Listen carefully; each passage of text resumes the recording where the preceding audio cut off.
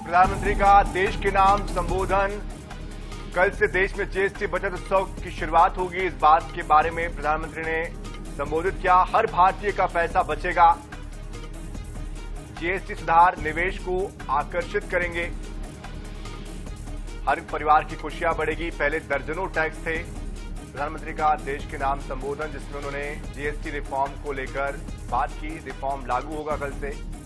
हर भारतीय का पैसा बचेगा। जीएसटी सुधार निवेश को आकर्षित करेंगे और सभी को इससे बड़ी राहत मिलेगी।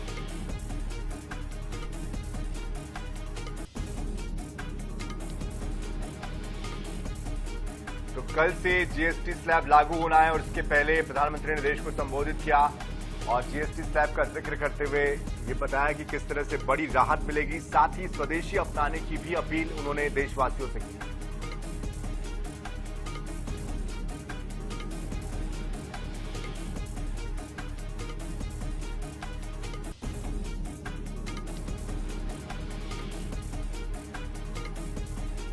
तो जीएसटी के जो 2 स्लैब समाप्त किए गए हैं वो कल से लागू होने जा रहे हैं। जो स्लैब मौजूदा वक्त में है,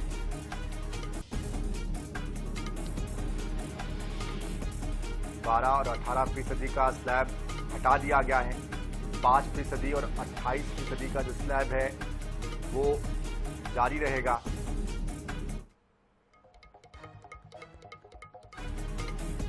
तो कल से ये जीएसटी का स्लैब लागू होना है। उसके पहले देश को प्रधानमंत्री ने संबोधित किया और इससे देशवासियों को किस तरह से फायदा होगा उसका उन्होंने जिक्र किया।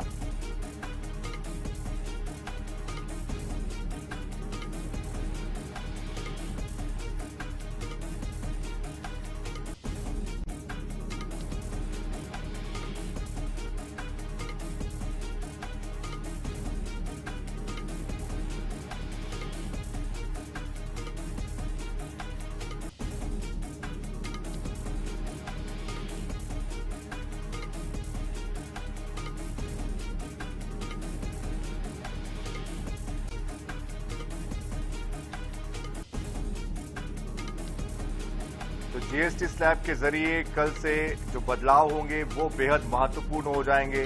इन बदलावों के जरिए देशवासियों को बड़ी राहत मिलने जा रही है। लंबे समय से इसका इंतजार था और आखिरकार कल जब शारदीय नवरात्रि की शुरुआत होने जा रही है उस दिन से ये बदलाव शुरू हो जाएंगे। एक तरीके से उत्सव की शुरुआत हो रही है। तो इन उत्सवों में सभी देशवासियों के लिए ये एक बड़ी सौगात है। जब जीएसटी के स्लैब में कटौती के बाद ये जो नया जीएसटी स्लैब है वो लागू होगा, जिससे कि आने वाले समय में जो बचत है वो हो पाएगी, खासतौर पर मध्यम वर्गीय परिवारों के लिए और जो गरीब तबके के लोग हैं उनके लिए एक बड़ी राहत उनको मिल पाएगी।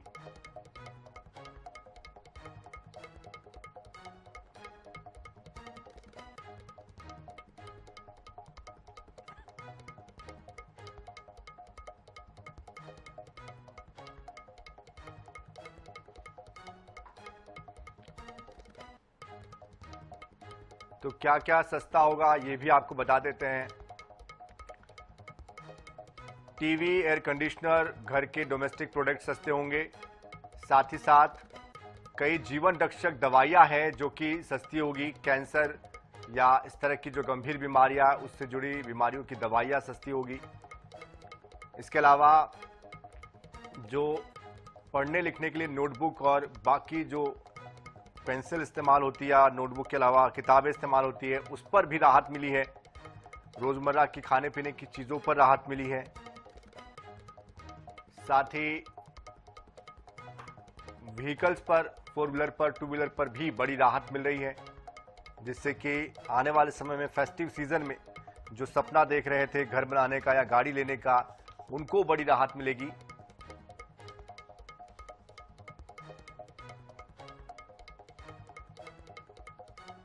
हालांकि 40% का एक सिन टैक्स जो होता है वो लगाया जा रहा है, जो कि तंबाकू, शराब या इस तरह के उत्पादों पर लगाया जाएगा जो सेहत के लिए हानिकारक है या जो लग्जरी आइटम है।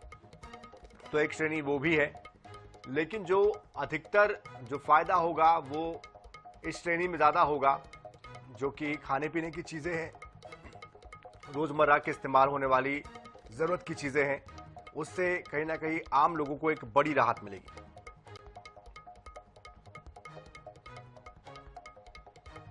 तो कल से ये स्लैब लागू हो जाएगा। इसके लिए बाकायदा कंज्यूमर नंबर जारी किए गए हैं, ईमेल आईडी जारी की गई है, ताकि अगर कोई आपसे बहस करे या आपको ये फायदा ना दे तो उसकी शिकायत भी आप कर सकते हैं।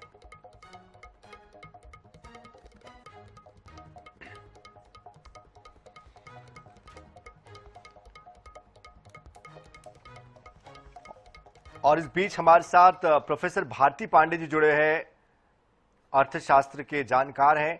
बहुत स्वागत है आपका भारती पांडे जी। लेकिन ये जो जिस तरह से कल से ये जो जीएसटी का नया रिफॉर्म लागू होने वाला है, ये इस उत्सव के माहौल में कितना ज्यादा उत्साह बढ़ाने वाला होगा, कितनी बचत हो पाएगी, किस तरह से एक बड़ी राहत मिल पाएगी?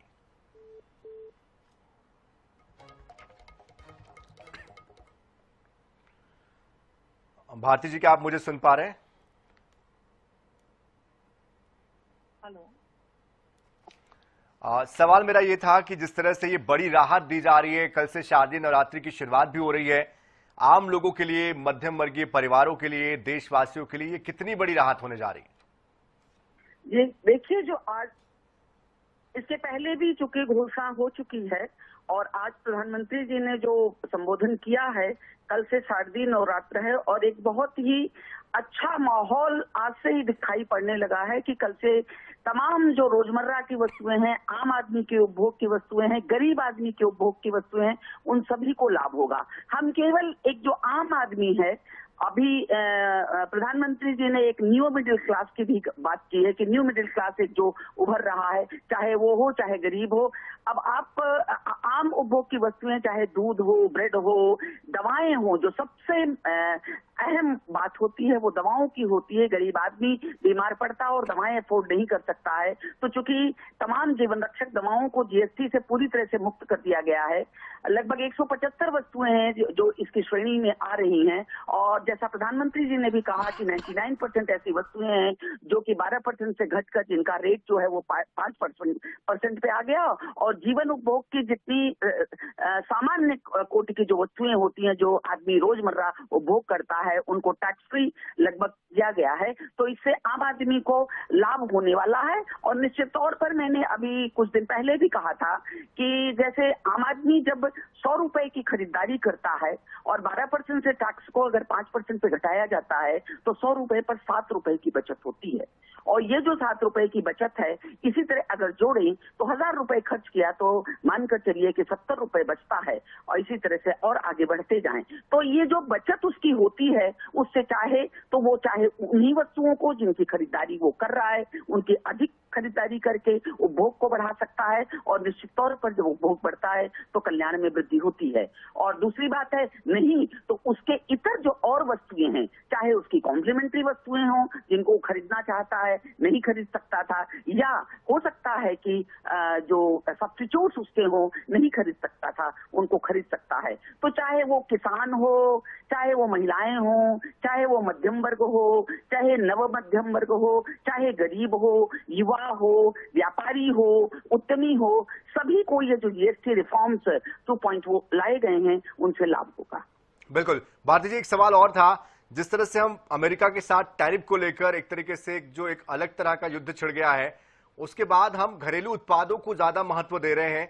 ऐसे में जब ये जीएसटी की दरें कम होगी, जाहिर सी बात है इसका असर मार्केट पर पड़ेगा। किस तरह से जीएसटी को बूस्टअप करेगा ये नया मार्केट और नया रिफॉर्म जो है, उससे कितना हमारे जीएसटी को फायदा होगा, कैसे हम आगे गति पकड़ेगी हमारी इकोनॉमी?